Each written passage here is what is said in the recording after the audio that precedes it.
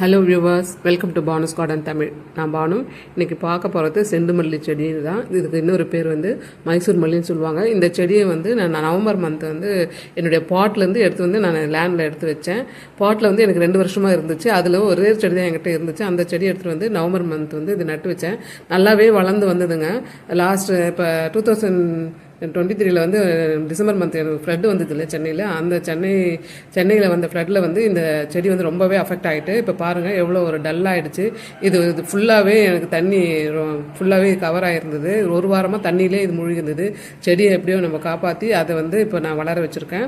இப்போ வந்து பாருங்கள், அந்த செடியை தான் இப்போ சேவ் பண்ண செடி வந்து நல்லா வளர்ந்து எனக்கு பட் வர ஆரம்பிச்சிருச்சு. பக்கத்துலேயே அந்த சின்ன செடியை வந்து வேர்லேருந்து ஒரு புது செடி வந்து அதுவும் இதில் ஈக்குவலாக வளர்ந்துருக்கு. இப்போத்துக்கு அந்த தாய் செடி மட்டும்தான் எனக்கு இப்போ பூத்துருக்கு. இப்போ பூ பூக்கிற சமயத்தில் வந்து இப்போ நல்லாவே வெயில் அடிக்கிறதால இதுக்கு வந்து ஒரு மல்ச் பண்ணியிருக்கேன். காய்ந்த இலைகளையும் மற்றும் இது வெஜிடபிள் வேஸ்ட் வச்சு நான் இதுக்கு வந்து ஒரு வேரில் வந்து ஒரு இது கவர் பண்ணி வச்சுருக்கேன். மல்ச்சாக போட்டு வச்சுருக்கேன். மல்ச் பண்ணிவிட்டு மண்ணெல்லாம் போட்டு அணைச்சி வச்சுட்டேன். ஏன்னா இதில் வந்து நிறைய இந்த செடியில் வந்து நிறைய வேர் வந்து நிறைய செடிகள் புது புது செடிகள் வரும். இது ஆரம்பத்தில் வந்து எனக்கு நிறைய செடிகள் வந்து இது ஒரு 7 செடி வந்தப்போ இது நத்தைகள் வந்து இந்த மழை டைமில் நிறைய நத்தைகள் வந்து இந்த வளர்ந்து வரும்போதே அந்த செடிகள் எல்லாம் வந்து சாப்பிட்டுடுச்சு. அதனால வந்து எனக்கு ஒரு செடி மட்டும்தான் இப்போ எனக்கு அது வந்துச்சு. அது மட்டுமே இப்போ சேவ் பண்ணி அது வேற ஒரு பாட்டுக்கு வந்து நான் எடுத்து மாற்றி வச்சுட்டேன். இப்போ வந்து பூ பூத்துட்ருக்கு. இந்த பொதுவாக இந்த பூ வந்து எப்போ பூக்குன்னா ஏப்ரல் மேலே தான் வந்து பூக்க ஆரம்பிக்குங்க. இது வந்து ஏப்ரல் மேலே பூத்துச்சுன்னா இதோட நெக்ஸ்ட் இயர் தான் பூக்கும். வருஷத்துக்கு ஒரு முறை தான் இந்த பூ பூக்கும். பார்க்குறதுக்கு கொடி ரோஸுன்னு ஒரு ரோஸ் இருக்குது. என்னுடைய சேனலில் கூட அதை போஸ்ட் பண்ணியிருக்கேன். பார்க்குறதுக்கு ரெண்டுமே சேமாக இருக்கும். அந்த மல்லியும் ரோஸும் அப்படி இருக்கும். இப்போ என்கிட்ட ஒரு செடியை எடுத்து நான் இந்த பாட்டில் நான் சேவ் பண்ணி வச்சுட்டேன். ஏன்னா கீழே இருந்தாலே நத்தைகள் வந்து நிறைய எல்லாத்தையும் சாப்பிடுது.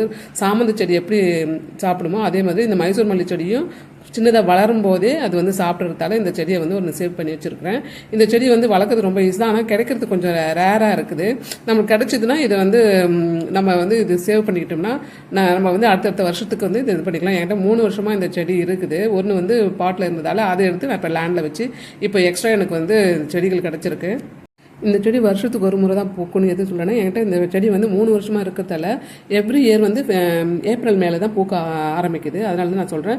இதனுடைய வாசனை வந்து நம்ம நார்மல் மல்லிப்பூ அந்த வாசனை இல்லாமல் இது டிஃப்ரெண்ட்டாக இருக்குது. இதனுடைய ஸ்மெல்லே வந்து வேறு மாதிரி இருக்கும். ஆனால் நல்லா இருக்கும். இதுக்கு வாசனைக்காக நிறைய எறும்புகள் வேற வரும். இதுக்கு சில டைமில் வந்து ஒரு கட்டெரும்பு மாதிரியும் ஒரு பூச்சிகளும் வர ஆரம்பிக்குது.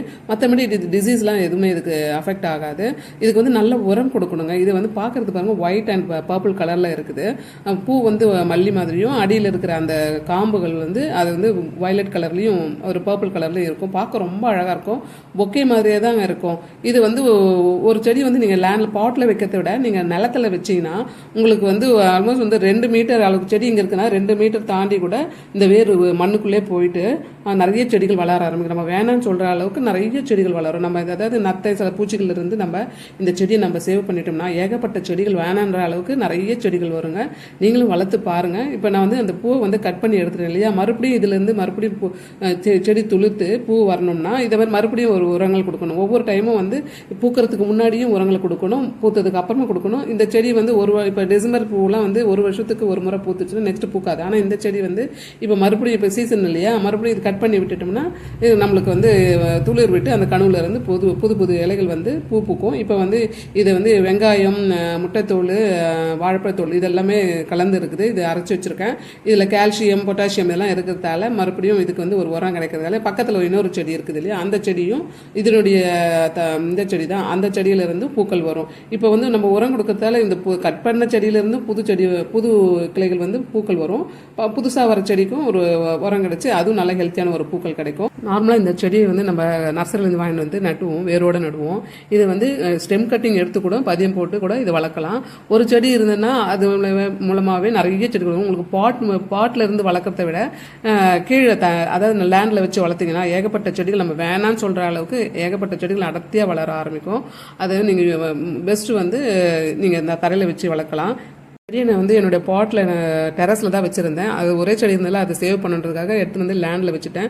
இப்போ செமி ஷேடில் வச்சதால இப்போ வந்து ஃப்ளட்லேருந்து அது எஸ்கேப் ஆகிட்டு இப்போ வந்து லேண்டில் வச்சதால எனக்கு வந்து 2-3 செடி எனக்கு கிடச்சிருக்கு.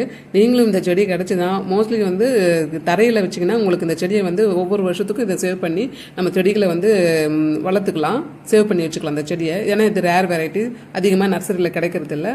இந்த மாதிரி ஒரு லேண்டில் வச்சு வளர்த்திங்கன்னா நீங்கள் எல்லா வருஷமும் உங்களுக்கு இந்த மாதிரி பூக்கள் கிடைக்கும். இங்கே பாருங்கள், பூ கட் பண்ணி எடுத்ததுக்கு அப்புறமா கீழே வேர்கிட்ட அந்த நம்ம நல்லா தோண்டி விட்டுட்டு அது கீழே உரங்கள்லாம் கொடுத்துருக்குறோம், வெங்காயம் இதெல்லாம் கொடுத்துருக்குறோம், மண்ணும் அணைச்சிட்ருக்கோம். அதனால் இப்போ சீக்கிரமாக க்ரோ ஆகிட்டு ஒரு பக்கத்தில் ஒவ்வொரு கணையில இருந்தும் ஒவ்வொரு கணுவில் இருந்தும் இலைகள் வர ஆரம்பிச்சிருக்கு, துளிர் வர ஆரம்பிச்சிருக்கு. இப்படி தான் வீட்டில் இருக்கிற நம்ம வேஸ்ட்டு இது வச்சு நம்ம வந்து உரங்களாக கொடுக்கும்போது அது நம்மளுக்கு வந்து நல்ல ஒரு ஹெல்த்தியான பிளான்ட்டும் ஒரு காய்கறிகளும் பூக்களும் கிடைக்குதுங்க. நீங்களும் இந்த மாதிரி நீங்கள் யூஸ் பண்ணி பாருங்கள். இந்த வீடியோ உங்களுக்கு பிடிச்சிருக்குன்னு நினைக்கிறேன். பிடிச்சிருந்துன்னா லைக் பண்ணுங்கள், ஷேர் பண்ணுங்கள். உங்கள் ஃப்ரெண்ட்ஸ் அண்ட் ரிலேட்டிவ்ஸ்க்கு இந்த வீடியோவை ஷேர் பண்ணுங்கள். தேங்க்யூ ஃபார் வாட்சிங். பாய்.